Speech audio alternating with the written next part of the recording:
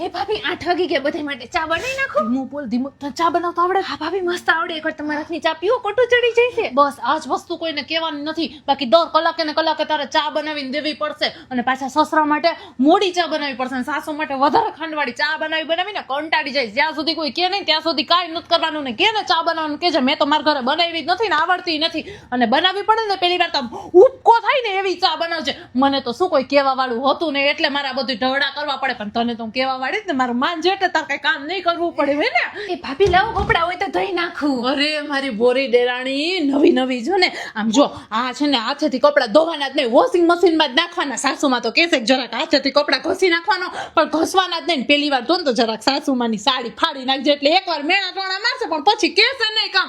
બેના તો મેં ઢોળા કર્યા ને એટલે હું તને કહું છું મારી નાની બેન જેવી છો ને તું તો આપણે કઈ ઢોળા નથી કરવા. મૂક દે વોશિંગ મશીનમાં નાખ દે, ઢગલો થાય ત્યારે ધોશું.